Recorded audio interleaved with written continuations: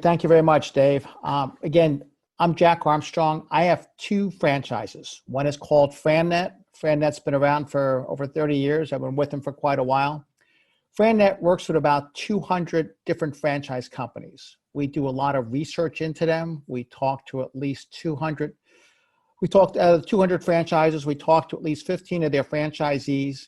We go through 3 years of financial statements. We go through the disclosure documents, and we interview the key owners. We probably turn down about half of the companies who apply. The other company I own is it's also a franchise called Sunbelt Business Brokers. We list and sell existing independent businesses. I have an accounting degree, I have an MBA in finance. As I said, FranNet's been around for a while. We're basically a matchmaker. On the franchise side, we are paid by the franchisors approximately the same amount. And on the business broker side, it's like real estate. Big house, big business, big commission, small house, small business, small commission. People always ask, how do you make your money? So I tell them on the very first slide. What we're going to go today is what's going on in what looks like it's going to be a recession with a pandemic. Why are some people still looking at ownership? What are the differences today between buying an existing business versus a franchise? In existing business, you're looking to buy the owner's cash flow. What is the owner making? If the net cash flow is under $500,000, the multiple is about 3. So if you take the owner's cash flow is maybe the profit of $100,000, salary of $100,000, or maybe they're running $50,000 in expenses to the business, or the owner's taking out $250,000. If you take that times 3, it will sell for about $750,000. And you need about 30% down. If the net cash flow is between $500,000 to $1 million, the multiple is 4, and that will continue to grow all the way up to the publicly traded companies. Publicly traded companies are the biggest. Today, we're dealing with the smallest ones, the opposite end of the spectrum. A franchise, no matter how well established the brand, the systems, the training, everything can be first class. But it's still a startup. You're not going to take money out for probably 6 to 9 months and sometimes a year. So one of your first decisions when you're starting to look at this is, do you want to pay more and buy an existing business but have cash flow right away? Or are you willing to look at a franchise for much less investment but have to build it for 6 to 9 months before you even think about taking money out? We're going to go over some of the myths, some of the truths out there, what's going on. We're going to take a look at the headaches and the rewards. Franchising is a regulated industry. There are 3,400 franchise companies in the United States, and they are regulated by the Federal Trade Commission. Part of the regulation is they have to give you what's called a franchise disclosure document. In that document, in section 20, is the name, address, and phone number of every franchisee who purchased. If they're out of business or if they sold, it's their home address, home phone number. If they're in business, business address, business phone number. Part of your research is talking to the good, the bad, and the ugly. What's going on out there? Why are you making money? Why this one lose everything? And we'll give you as you start to search, we'll give you the basic first steps of how you're looking. And again, it's changed a lot in the last 3 months with this pandemic and now the recession. Some of the businesses that were doing great in January and February have been closed for 3 months. Others that have been maybe more recession resistant were going along fine, and they're still going along fine. So we're talking about some of the pros and cons of these as we go through that process.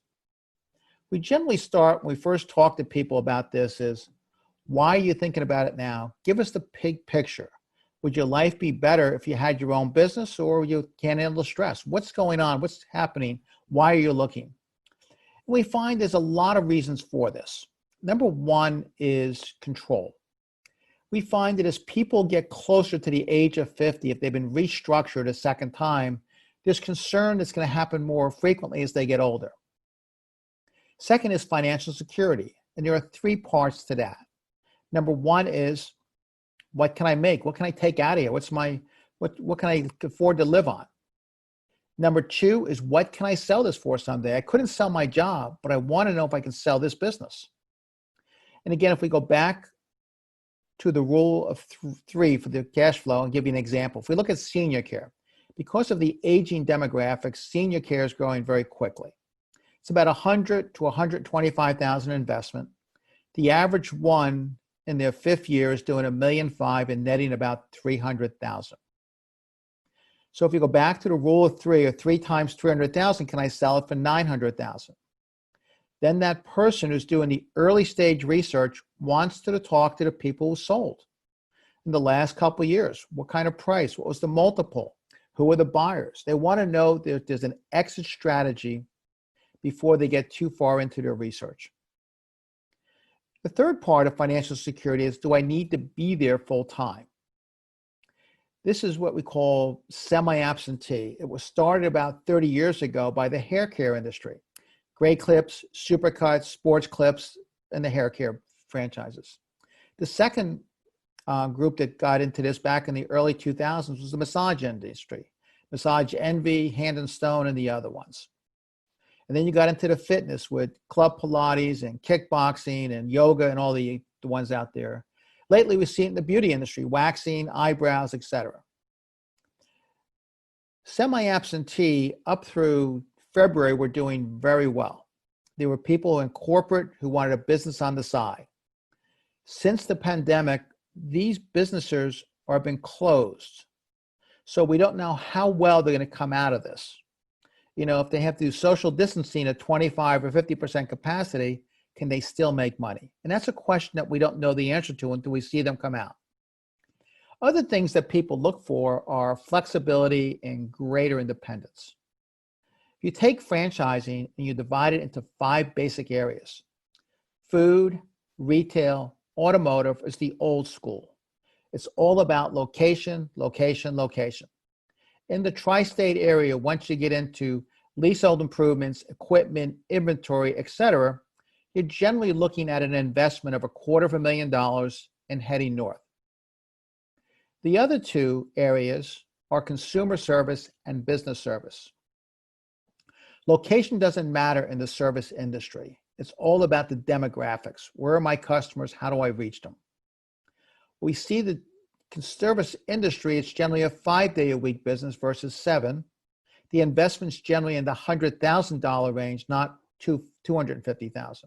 So you can get in with 5 days a week, greater flexibility at a much lower investment. So as people start to look at this, they figure out, what do I want out of a business? What's in it for me? Is a certain income, a certain risk profile, how much flexibility, what's the scalability? Can I build this up and put a good staff together? Trying to figure out what's best for me. And should I go back to my corporate job, or should I really look at becoming an entrepreneur? But figure out first what you want out of the business before you get too far into it.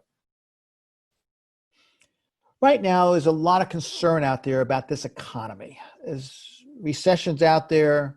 The economics could get a lot worse. They announced the new unemployment rates on Friday. They think they'll be close to 20%. So people are concerned. And then there's the other side of, what if it bounces back and comes back quickly? What's going to do well?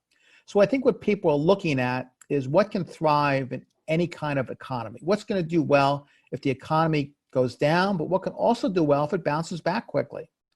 And what people are really saying to me is, what's safe? What can I afford? But again, the first things we look at are demographics. What markets are being driven by demographics? The 2 fastest growing markets are the senior care and the millennials. The senior care, you look at the senior care franchises, the private duty nursing, the equipment rentals, and many more. If we look at the millennials, we can start with daycare. You have the Goddard Daycare, you have Lightbridge Academy, you have other ones. Again, if both parents are working, daycare is not an option, it's a necessity. You get into the preschool franchises, you get into the tutoring, the Huntington Learnings, the Sylvan, the Kumon, etc. And then you get into some of the SAT prep franchises. We're finding that they are more recession resistant, but they're not always pandemic resistant. Some of the education ones are closed up. They're not considered essential. Some daycare is open and some is closed. You know, franchise companies and the most people have never dealt with a pandemic before. So they're figuring this out and they have to follow the government's guidelines. But again, senior care, private duty nursing, the equipment rentals, they're all open and doing great. Education right now is a little bit slow because they're closed up. They're going to virtual, but it's not quite the same. You get into some of the blue collar franchises. We do the work for CertaPro Painting. We do it for Mr. Handyman. CertaPro right now, they're not doing indoor residential work, but they are doing outdoor residential, commercial, outdoor, and indoor. So they have about 75% of their business streams are coming in fine. Cleaning, you have two types, commercial cleaning and residential cleaning. What you're going to see in commercial cleaning is the buildings that are, a lot of them are closed, but they still have to be sanitized, cleaned, so they're going to be strong, even stronger going forward coming out of this. Residential cleaning is Monday to Friday, 8 to 4. And what you have there is a lot of the people are not going in the house to do any cleaning. They're not allowed to right now. But the demand will probably be greater going forward. Your basic services, people still need to get their hair cut. When they come out of the recession or the pandemic shuts down, they're going to be opening again June 22nd. But they were shut down for 3 months, but people still need to get their hair cut. Automotive, they have been open.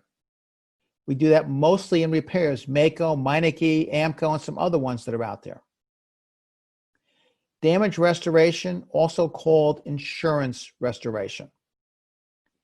If you have a claim for your house from smoke, fire, water, mold, any of those issues, you're going to call your property and homeowner insurance agent. They're going to call Servpro, PuroClean, ServiceMaster, Paul Davis, etc., all the big ones. Those claims come in all the time, and they are still open. They are still doing about the same as before the pandemic hit. In New Jersey, there were about 300,000 businesses. About 90% are considered small, under 10 million in sales, and under 100 employees. Those businesses need help with digital marketing, IT strategies, HR, different types of training, coaching. And a lot of these businesses are still doing quite well. They switched to virtual. They're doing webinars, they're doing Zoom meetings with their clients, and they're still moving ahead. So we see them thriving in this kind of economy. Hair care and automotive are very dependent on the right location. All the others can be started out of an office or home-based. So their expenses are probably closer to the $100,000 range, where hair care is about $250,000 and automotive can be $300,000 to $350,000, depending on how big the bays are and everything else. But again, these are more affordable, that are doing reasonably well during a pandemic and a possible recession. Some of the advantages of looking at an existing business versus looking at the advantages and disadvantages of both, pros and cons. There's nothing perfect out there if you look at an existing business or a franchise. They're both pros and cons. So let me walk you through some of the advantages and some of the disadvantages. When you look at an existing business, there's cash flow. You can start to take money out of the business in the first 30 days. That's why people look at it. There is goodwill from both the suppliers and the customers. You will receive 3 years of financial statements, bank statements, and your CPA, your accountant, has the right to go through the seller's books and records until you're satisfied. So generally, you can do reasonably good financial due diligence. Reasonably attractive to lenders. Lenders like existing business because they have a cash flow, long as the books and records are in reasonably good shape. Generally, a buyer is going to put 30% down. A seller will hold a note for 30%, and the bank will lend 40%. So from the buyer's point of view, the business is paying 70% of the acquisition. From the seller's point of view, they're getting 70% of their money off the table. It's no longer at risk. From the bank's point of view, they have a 60% cushion if things head south. They can borrow from the Federal Reserve at less than 1% and lend it to you at 5 to 6%. So they have a very good markup. They have a 75% guarantee on the loan from the ESBA. So the market's established a customer base, there are employees in place. You can go in, you can visit, you can act like a customer, you can buy, how'd they treat you? Was the store busy? Is it crowded? You always need the owner to finance in an existing business. The only one that can train you and help you to take over the business, training and transition, is the old owner. And by them having a seller's note, it means they're going to be around for a while. They're not going to take all the money and disappear on you. They want to get paid. So if you call up with a question 3 months, 6 months, a year later, they have a note that you want to be paid on. And that's what's holding them in. The biggest disadvantage is the same as the biggest advantage, is cash flow. In too many small businesses, there is money off the books. Laundromats, car wash, pizza, bars, restaurants, convenience stores. You can't do due diligence on cash. If it's not there, you can't track it. No matter what the owner says, it's impossible. You're not sure if you're getting goodwill or badwill. If you're going to sell your house, your home today, you want it multiple listed. You want open houses. You want a sign in the front yard saying house for sale. If you're selling your business, you don't want anyone to find out. We're trying to sell a trucking company down at Port Newark. He doesn't want anyone to find out because his biggest supplier is Penske, and they lease a lot of their cabs from them. They don't want their credit being tightened. He's afraid his drivers will find out, and they will change jobs on him. He's afraid his customers can ship with someone else. So we have to meet with buyers and sellers before hours, after hours, at their attorney, at their accountant, at our offices. They want to keep it quiet until it gets to be a pretty firm thing before closing. You're not sure what the price should be. If you're going to buy a house, your home, or sell a home, first thing everybody does today is go online. They check Zillow, Realtor.com, and the other websites to see what are the comparables. In small business, there are no websites. There's nothing out there. You can look online, see the advertisements, but you don't know what the final selling price is. We can give you ballparks, but this is all negotiated, this business. You're not sure why the seller is selling. They might tell you it's divorce, health reasons, recession, or a retirement, whatever the reason. We generally find there's other reasons out there. We work with 200 franchises with FranNet, but we also have 75 older companies where they're sold out and they ask us to help the franchisees sell. So one of the companies we've done some work with is Ace Hardware. And Ace has about 5,000 stores and they're all over the country. And generally when the seller calls, he's a gentleman in his early 70s and he says his wife wants him to retire, move to Florida, enjoy the rest of their lives together. He will say, I have the inventory in great shape, I'm still making good money, and I'm not looking for a lot. Do you think you can handle the listing? I'll say, it sounds great, would love the listing. Can I ask you just one question? Was it your friend at the mayor's office or the zoning board who told you about Lowe's or Home Depot looking at some property in the area? What's going on? What do they know that you don't? That's your true due diligence. Your accountant will help you with the financials, but there's no one that can really help you with this. They will not tell me because then I have to tell you. You're not sure about the employees. You don't know them. They don't have a non-compete. Can they go out and start a competition against you?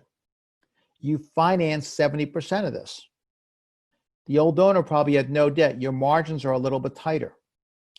All your training and support comes from the owner. That's why financing is critical to make sure that transition goes very smoothly. So again, we sell a number of existing businesses, and just like a franchise, there's pros and cons. You just got to be aware of what they are as you're looking through this. In buying a franchise, same thing, pros and cons. The name recognition. Most people want that trademark. The consumer knows it. They know what's out there. It's a proven business model. If they get 50 to 100 up and running, they know what you're doing. Training, support. If you know what you're doing, great. But if you don't, how are you going to train your employees? How are you going to create that team, build that culture? You need the franchise company to come in the beginning and help train everybody. Marketing expertise, purchasing power.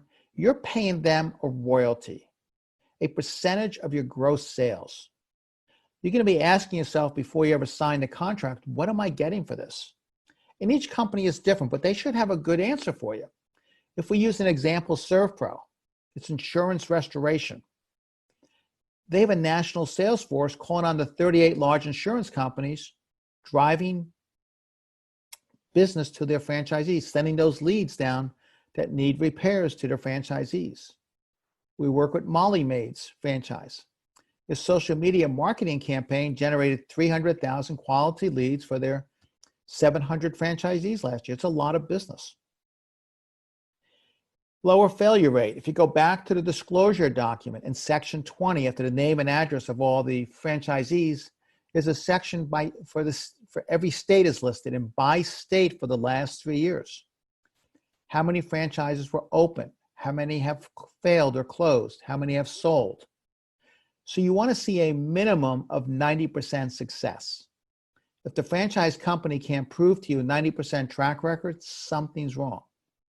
If you can't handle a 10% or less chance of failure, you're probably not an entrepreneur. Financing. Most franchise companies have lined up their bank a long time ago. We've done 5 or 6 Goddard resales in the last 3 or 4 years. And we know that TD Bank America does most of their lending. We know that if we did Supercuts, it's Bank of America. But most of the franchises lined it up. They're comfortable with that franchise, that bank's willing to lend. When you go out and visit and speak to franchisees, you're going to ask them how easy the real estate process was. Are you happy with your location? Would you pick this kind of spot again? As you start to call and visit different franchisees, you're going to feel they're pretty honest. They've paid their money. They will be brutally honest with you. You have to be fully disclosed. Someone has gone through this with you. Some of the negatives is only about 90 industries that actually franchise. 3,400 companies, but about 90 industries. It's a very structured system. Franchise companies want you to spin the wheel faster, not reinvent it. Territory restrictions or protections in the beginning help you quite a bit for the first 3 or 4 years.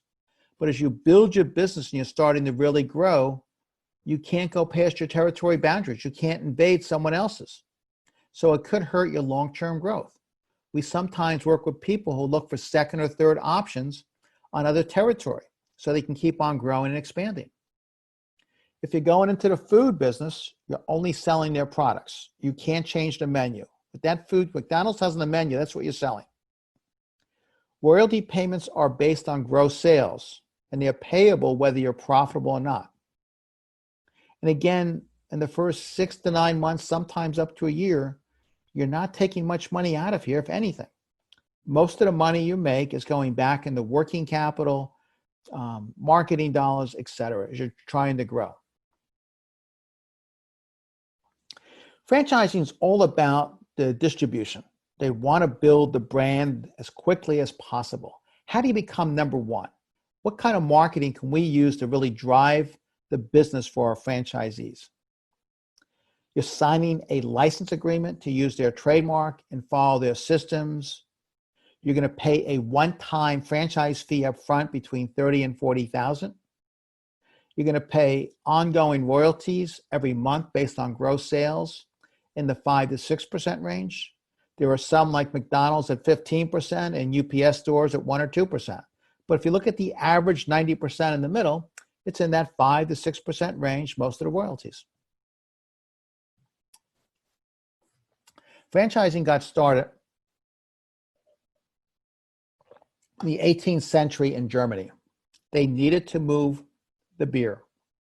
They franchised inns and taverns to sell only their type of beer. In this country, about 1880, Singer Sewing Machine in upstate New York needed to get those sewing machines off the docks in New York. They franchised dealers to sell only their sewing machines. The real growth came around 1910 to about 1960. It was the automobile. All your car dealerships are franchises, followed by most of your gasoline stations. Your repairs, your Meineke, your Maaco, your Goodyear, your STS, your AMCO, they're all franchises.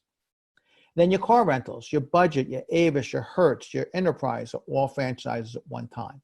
So the automobile industry grew up very dependent on franchising to sell and service, and franchising grew up very dependent on the automobile to manufacture. After World War II in the early 1950s, Ray Kroc got involved with McDonald's. And Ray Kroc is very well known for McDonald's, but he should be better known as the father of modern day franchising. When Ray Kroc got involved with McDonald's, he studied every little thing about it.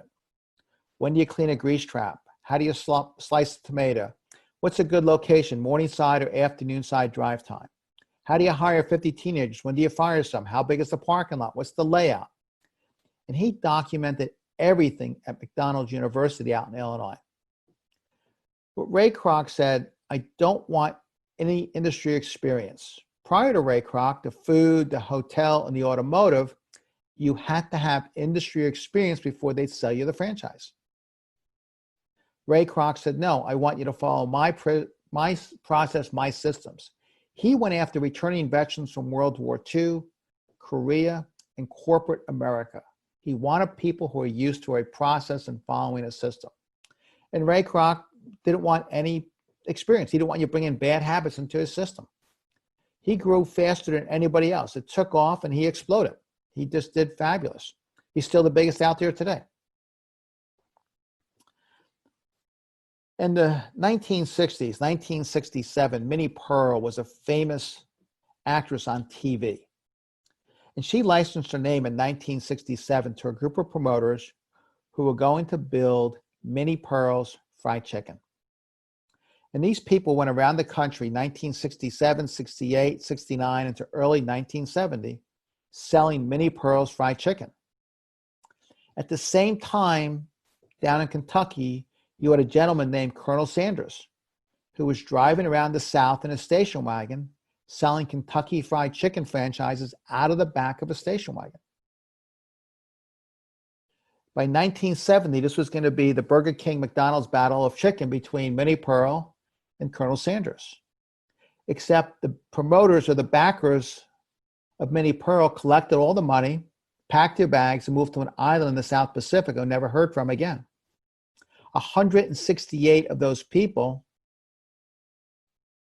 tried to open, and every one of them failed. So in 1971, California passed the first laws regulating the sale of a franchise. It was followed by 13 other states in the 1970s. So in 1979, the United States Congress put all of franchise regulations under the Federal Trade Commission. Today, the franchise industry is regulated by the Federal Trade Commission. It's a regulated industry and what they can do and how they do it. I was reading a few years ago, I was reading Warren Buffett's last autobiography called Snowball. And towards the second half of the book, he had a chapter on franchising. And I was reading it and I saw this information there, so I took it and put it into a slide. So I have to give Warren Buffett credit. It's kind of his information that I just kind of borrowed for my presentation. I thought it would fit in here. As you're starting to do your due diligence and you found some companies you like, some franchise companies, you're going to receive from the franchise company their franchise disclosure document known as the FDD. And in this is the information you're going to be using for your phase one research, your start of your research. Sections 1 through 4 are about the people that you're going to be speaking with. What's their, the first chapter, first part of it is how have they grown by organic acquisition? Who's the competition? Where do they stand in the industry? Number 2 are the resumes of the key owners, key directors, key employees. What's their track record? What have they done before? Number 3 is litigation. Are any franchisees suing the company? Is the company suing any franchisees? And there's 10 years of history behind the litigation. Has anyone involved with the business ever been involved in a personal or a corporate bankruptcy? So 1 through 4 are all about the integrity of the people, their track record, can you work with them?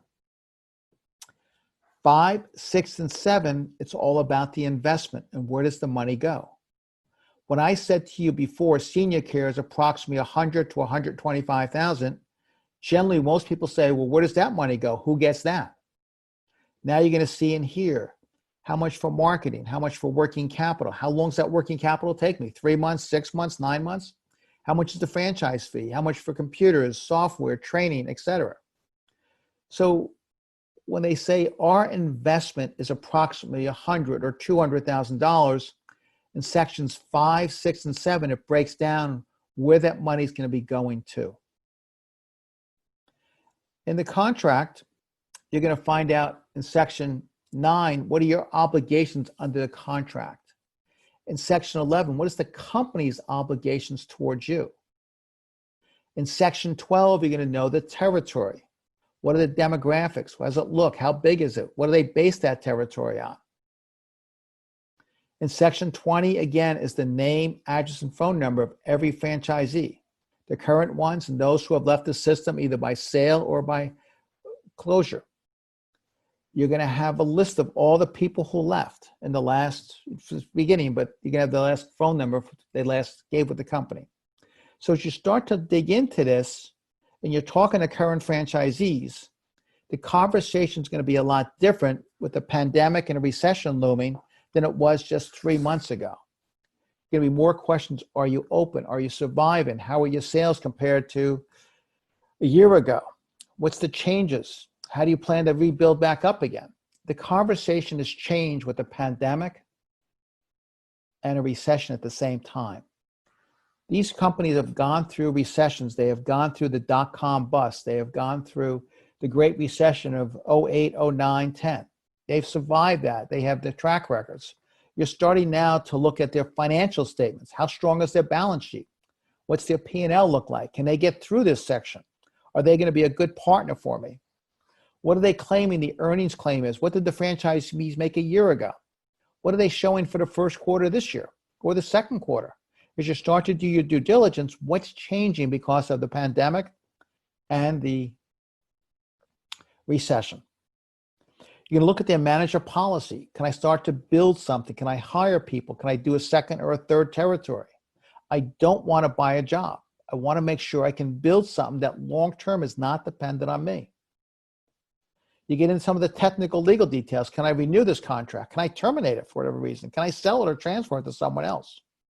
So the disclosure document is your first step in due diligence. As you get this document and you start to go through it, you're going to come up with a number of questions that you're speaking to the franchise company about. And the better franchise companies will be screening you as much as you're screening them. So you're going back and forth maybe for a few weeks. As you go through these questions, you eventually start to get a good feel for it. And the franchise company will suggest to you it's time to talk to our franchisees. As you talk to the first 3 or 4, see if you can invite yourself to go spend some time with that franchisee. When you get into a place of business, watch what the owner does. What's their function? What are they doing? What's their day like? Can you see yourself doing that? I wouldn't worry about the money right away. I'd worry about, do you think you can do it and will you enjoy it? Take a look at the business from the ground up. Can I see myself doing this? Something I never thought of, but it looks pretty interesting. I'm going to get into the myths going forward here. Most people that come to see us want to talk about fast food and retail. That's what their whole concern is. What's out there? They see the signs all over the place. Again, there's 31 to 3,400 companies, 90 industries, about 900,000 units open. But most of the growth, again, is the service industry. For the last 10, 15 years, it's all about service. It's not retail, food, or automotive anymore. People think they succeed because of the quality of the product. I have people come in and say, this ice cream is the best I ever had. I want to buy the franchise. Oh, that Mexican food, I've never had anything better. I want to buy this company. I am sure that if we all got together, we can probably figure out how to make a hamburger that tastes better than McDonald's. So if my product's going to be better than the largest in the world, why shouldn't we go with that? Because you're buying a system, a process. How do they drive sales? How do they market to get that? Operations, you have 50 teenagers you're hired. How do you handle that? The accounting, the average Burger King owner in this country owns 42 units. The average chef in this country owns one. It's all about systems, process. How do we handle this? How do we set it up? How fast can we shift if we have a pandemic, if we have a recession? How do we do the product mix differently? You're looking to the franchise company who's been through this before. How do they help you get through it the next time? Successful franchisees emerge in this, no new competition. If I go to a party on a Saturday night, we're chatting with people, making small talk, meeting people for the first time. They say, hey, Jack, what do you do for a living? Well, I'm a franchise broker. I represent about 200 franchises. You go, wow, that's great. What's the hot one? Where should I invest my money? There is nothing hot in franchising. Franchising steals from independence. If you lived in North Jersey, 195 North in New Jersey, 30 years ago, every small town had their own bakery. How many are left today? Dunkin' Donuts did not make a better donut, but they did market better than anyone else. If we look at Great Clips 35 years ago was 0 stores. Today they're the #1 brand in the country with almost 6,000 units. They're like a 97% success rate. So again, as you start to look at this, how do they take market share from independents? What's their demographic growth? Why are they better than anyone else? That's your basic due diligence you're going to be doing here and asking those questions. Again, you're adding the other questions now to it, other than the normal ones. How are you dealing with the pandemic? You've been closed, Great Clips, for 3 months in New Jersey. Supercuts, Sports Clips, you've all been closed for 3 months. How do you plan to come out of this? You should start to take a look at that. People think they're expensive. About 3,400 companies, under 50,000 is 13%, from 50 to 100 is 17, or 30% of the 3,400, or roughly 1,000 franchise companies are under 100,000 investment, where you need 30,000 down. That's a wide selection in that service economy. The bottom 3 is food, hotel, automotive, and retail. That's about 70%. Generally, when you go to finance, you're going to need 25 to 30% out of your pocket. And financing for the better franchise, relatively easy. You can do 70 to 75%. And that will include a certain amount for working capital until you get to break even. As we work with people and they need this 100 to 125,000, some will have in their savings. They've been saving up for this day. It's something they always thought about doing, is having their own business. They might be going with a friend or maybe a partner. They might be using partially home equity. Financial institutions or bank lending is generally 70, 75%. They will finance for most franchises. If it's a resale, remember the seller will help with holding a note. The other way that we see growing quite a bit is using the 401k or the IRA. A lot of people coming out of corporate America right now saying, hey, Jack, I have a lot of money in my 401k, not as much in my regular savings. How can I use a small part of this to help get me my new start? And you have to be careful. I won't get too technical with you, and I can always send you a company companies that specialize in this. I don't, but I know the basic process. You would set up a C corporation. Your C corporation sets up a 401k. And let's, for example, say you worked at Merck, and Merck had their 401k at Fidelity. Well, your new employer, your company, is going to set up their 401k at Fidelity as well. You don't sell the investments while they're in Fidelity at Merck. You transfer them to your new 401k. Once they're in there, your 401k might sell $30,000 of Merck stock and buy $30,000 worth of stock in your new company. That capital injection into your new company, the banks look at that and they will lend then the 70% you need, or the 70,000. If it's 200,000, you're putting 60 in, you're borrowing 120 at that point, 180, I'm sorry. No, 61, 20. So again, you're not touching your money. You're using part of the 401k, but your savings and your home equity is safe. I hear this a lot. What if I invest some more money? Can I get a higher return? There's no correlation between the investment and the franchise. What you're seeing here, let me use an example that would be better. If we looked at senior care, it's about $100,000 investment. Again, the 5th year, you're doing about $1.5 million, making $300,000. And you're asking yourself, well, 3 times that, can I sell it for $900,000? Then they want to go to the disclosure document and talk to the people who sold recently. Early stage research, they're doing this.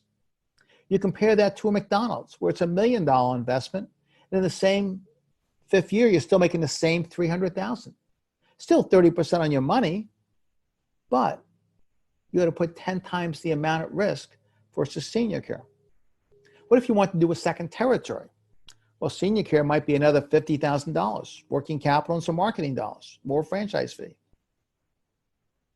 McDonald's, you got to build another one. It's the second one. So now you got $2 million in to make $600,000 versus $150,000 to make $600,000. Service businesses require far less capital investments, and that's why they yield higher returns. What you're finding is they're not investing in fixtures, leasehold equipment, inventory, all kinds of stuff. You know, it's just, you can start home-based or a small office. Your laptop, your cell phone is generally what you need in most service-based businesses. Experience is required. I think Kroc shattered this myth. Most want communication skills, management skills. Biggest challenge today is how you're going to manage 30, 40 people if you've never managed that many before. Are you managing skilled or unskilled workers? What are you trying to accomplish here? Again, there's about 900,000 units open, about 21 million jobs, 2.3 trillion in sales, about 660 billion in payrolls, about 3,100 companies, and about 90 industries. You can say 31 to 3,400 companies. That's the state of franchising today. As you start to look at this, before we work with people, we ask them to take an assessment. And we've been using it for 20 years, this assessment. And you get into some basic questions. The first one is, when you get out of bed in the morning, where do you want to go? Home-based, retail, office, warehouse, downtown? You know, what's the kind of environment you want to see yourself in? Second is, what kind of employees do you want? Skilled, unskilled, blue collar? No employees? Third might be income.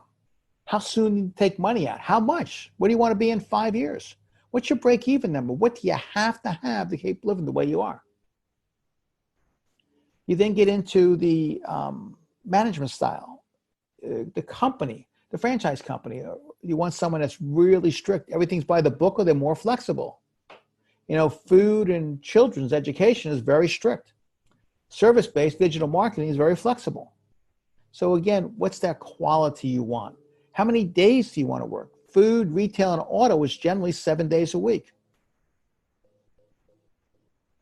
Service-based businesses are Monday to Friday, 9 to 5. So as you start to look at this, you're going to realize that the older, well-established brand names are very structured, and they're a lot more money. They're very expensive, and they have garbage for territory. The better territory is picked over 20 years ago, and what's left today, they didn't want. If you go with a newer company, a lot less money, much more flexibility. You can build as big as you want. You can scale it. But there's certainly a much higher risk with that newness. There's no correlation between the cost and the return. There is a correlation on that risk factor.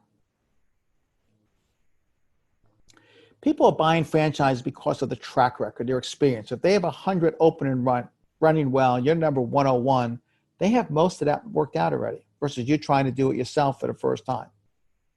They're keeping it as simple as possible. You know, they're breaking this down and training different people on the system to be profitable. Training and support is critical for you if you've never done it before, but if you've never done it before, you're not going to be able to train your help, your staff. You need them to come in and really train your people. Name recognition might be within the industry, not to the general public. If we look at PuroClean or ServPro and for insurance restoration, I know that most of the homeowner and property insurance agents know who those companies are. They're using them for their clients. You're looking at their sales, their marketing channels. Are they repeatable? Can I count on these? Can I take them in my territory? So you're always in business for yourself, and by yourself. You have other franchisees that will help you, as well as the corporate headquarters. So you're trying to focus on what's in it for you. What's that fit? What's the ideal business for you? And you're starting to look at what kind of income you need, what kind of investment, the quality of life, type of employees, their structure. Here's all the things I want to see. Now, here's what I'm looking at. Is it better to go back to corporate, get another job to do it? Or is it better to become entrepreneurial and take a look? So audit's the vehicle to get what you want, what your goals are. And all the franchise does is reduce risks. They've done it 200 times before, and you're number 201. They got it worked out. And again, what's your function of the business? As you're talking to franchisees and you're going out and visiting some, you're asking them, what's your day like? What's the most important thing? What are you working on? As you're watching them in the office, what are they focused on? Can you see yourself doing that? For example, a great chef will never buy a McDonald's. They can't change the menu. Again, you're looking out, how far do we want to look at? 5, 10, 20 years? Is the resale important? Are we creating a legacy for our children? What do we want to do with this business? We've created an asset. What's the long-term strategy? Again, what do you want from the business? Challenge, recognition, prestige is they want to be part of the local business community. They want to be active in the Chamber of Commerce, Rotary, and different ones. They want to be active in the small business community. They want to give back. They want to make sure they can build equity. They want to sell it someday. They want to make sure it's part of their retirement strategy. Want more time for family and their hobbies. They haven't had hobbies in a while, maybe because they're so busy working. They want their independence and control back. And again, they all want financial security. And that takes different ways. Let me go over some of the basic ones there. Most people don't want to lose money. They want to keep their investment as low as possible. They want a great return, really high. Can I finance this? Can I keep more money in the bank instead of giving it to the franchise company? I only want to work 5 days a week. What do the demographics look for my area? Is this a good fit for this franchise company? Do we have the demographic that they're looking for? Are they really a well-run company? You take hair care, it's a very competitive industry. And Great Clips has got 5,000 to 6,000 units. Supercuts has got over 3,000. Sports Clips got a couple thousand. They all took market share away from independents. Why are they doing that? What's working? What's not working? You want to know that information before you ever sign. Is this a proven, scalable model? I don't want to buy a job. I want to make sure this is the right one I want to do. What's their strategy? Am I in alignment with that? Do I understand the strategy?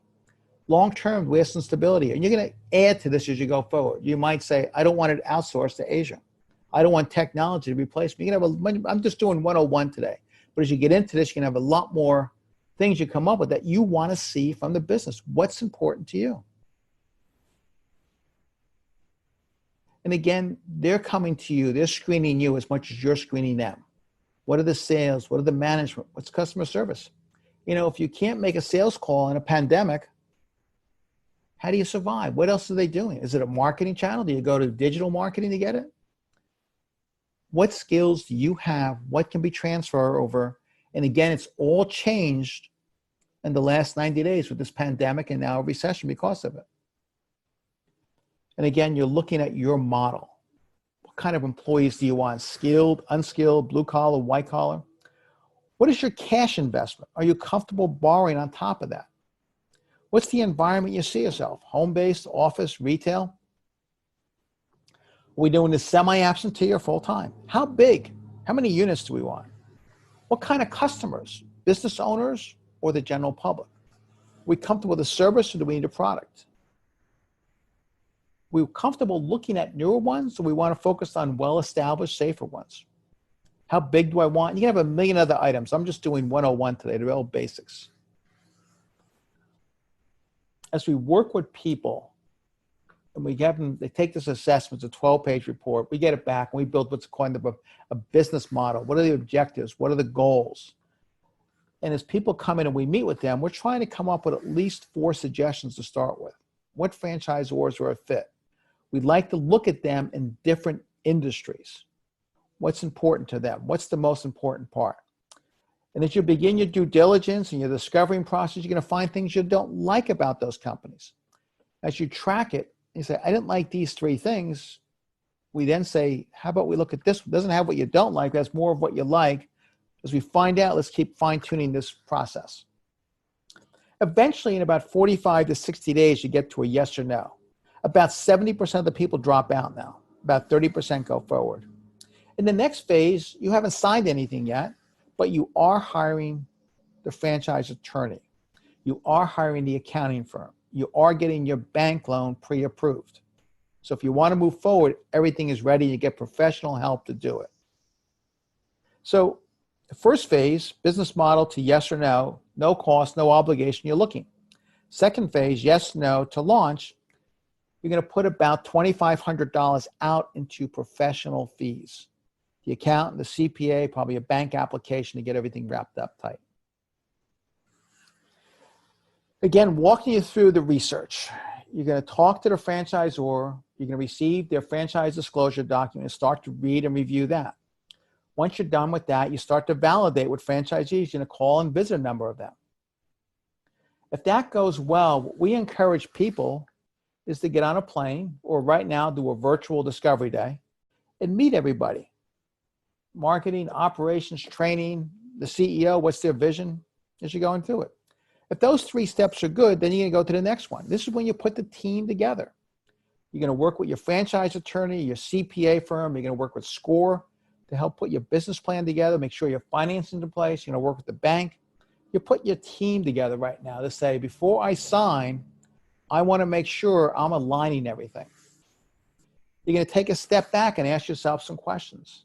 Do I fit this business? Let's have the attributes and characteristics I am looking for that would excite me. Can I hit my goals? Am I comfortable with their systems and processes? Am I sure I can afford this? Am I comfortable with this risk? There's some risk here. Will I have fun? Will I enjoy my business? Can I see myself doing this for a long time? Can I really grow the business? What's their strategic advantage? Why them and not the competition? Is it stable? Is it more of a fad? Can it meet all my goals, personal and financial? Is my family on board? I don't want to settle for something that does not fit my model. I want to find something that just fits me as best as I can ever thought of. That's what I'm looking for. This is my quick advertisement. We see people by appointment. It used to be in Metuchen. Right now we're doing Zoom and Google Hangouts, usually Zoom, to keep up with what's going on right now. We ask you to complete the assessment, the profile. We send you a copy of that. We use that to help establish what your goals are, objectives. Then we meet and try and match up with companies and say, based on what we're seeing and hearing, based on the last 1,000 people we placed, and here's what they did, the people with the same background, same personality fits, found success in these businesses. Here's ones we think you should look at.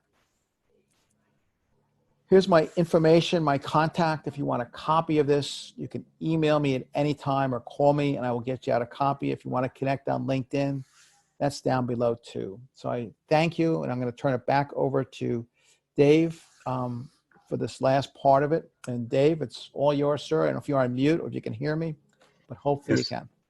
Thank you, Jack. We appreciate your candor with this business. You've always been very informative in the last several years I've known you. I've been doing this for 6, and we've been together several times, and you've always been a straight shooter. And all our attendees can be very confident that he would lead you in the proper way. This is the resources for COVID our SCORE website at score.org, coronavirus, and mentoring requests. If you'd like to meet with a mentor to go over a little bit of what you learned today from a mentor, would be at our website, centraljersey.score.org. We thank you all for attending. You want to take any questions, Dave? Yeah, would anybody have any? I opened the chat box and the Q&A. There are nothing in any of those. So if anybody would like to unmute right at this time and ask Jack a question, we'll be here for as long as we need to be. Thank you for attending.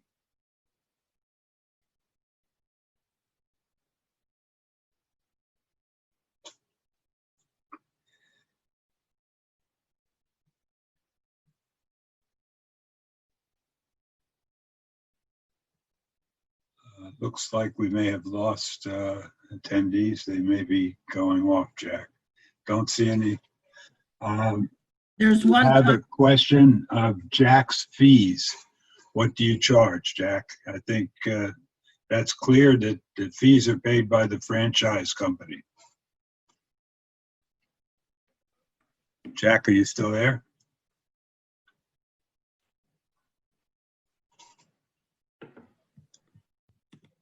To whoever put that in, Jack's fees, I believe the franchise companies pay Jack's means of making a living there, and no cost to the potential buyer of a franchise.